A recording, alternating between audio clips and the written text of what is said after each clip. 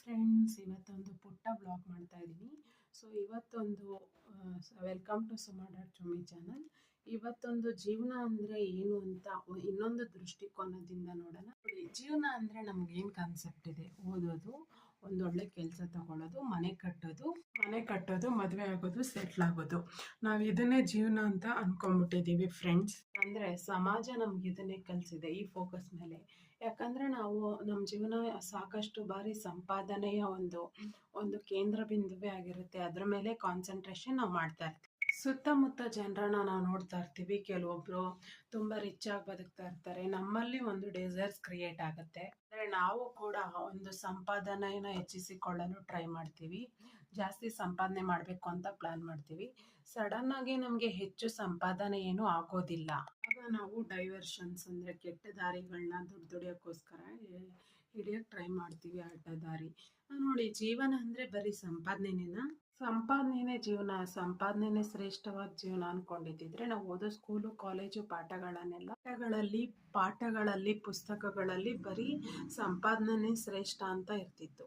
ನಾವು ಜೀವನನ ಬೇರೆ ದೃಷ್ಟಿಕೋನದಿಂದ ಯೋಚನೆ ಮಾಡೋಣ ಬನ್ನಿ. ಯಾವ ರೀತಿ ಬದುಕ್ತಾ ಇದ್ದೀವಿ ಅನ್ನೋದು ತುಂಬ ಮುಖ್ಯ ಅಲ್ಲ, ಯಾವ ಥರ ಬದುಕಬೇಕು ಅನ್ನೋದು ತುಂಬ ಮುಖ್ಯವಾಗಿರುತ್ತೆ. ಯಾವ ಒಂದು ಕ್ರಮವನ್ನು ಜೀವನಕ್ಕೆ ಅಳವಡಿಸ್ಕೋಬೇಕು ಅನ್ನೋದು ತುಂಬ ಮುಖ್ಯ.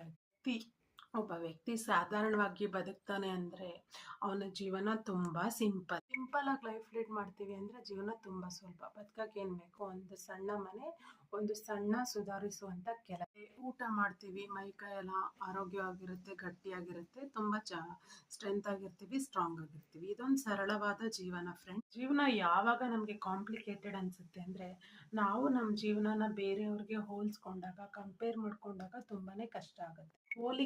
ಕಂಪ್ಯಾರಿಸನ್ ಮಾಡ್ಕೊಂಡಾಗ ಜೀವನ ತುಂಬಾನೇ ಕಾಂಪ್ಲಿಕೇಟೆಡ್ ಆಗಿರುತ್ತೆ. ನಮ್ಮ ಥರ ಪ್ರಪಂಚದಲ್ಲಿ ಯಾರೂ ಇರಲ್ಲ, ನಮ್ಮ ಥರ ಯೋಚನೆ ಮಾಡುವಂಥ ವ್ಯಕ್ತಿಗಳು ಯಾರೂ ಇರೋದಿಲ್ಲ, ನಮ್ಮ ಥರ ಬದುಕುವಂಥ ವ್ಯಕ್ತಿಗಳು ಯಾರೂ ಇರೋದಿಲ್ಲ. ಅವರಲ್ಲಿ ವ್ಯಕ್ತಿತ್ವ ಬೇರೆ ಬೇರೆ ಥರ ಇರುತ್ತೆ. ಎಲ್ಲರೂ ಬದುಕೋ ವ್ಯಕ್ತಿತ್ವ ಒಂದೇ ಥರ ಇಲ್ಲ. ಎಲ್ಲರೂ ಆಲೋಚನೆಗಳು ಬೇರೆ ಬೇರೆ ಥರ ಇರುತ್ತೆ. ಆಲೋಚನೆಗಳು ಒಂದಾಗೆ ಇರೋದಿಲ್ಲ.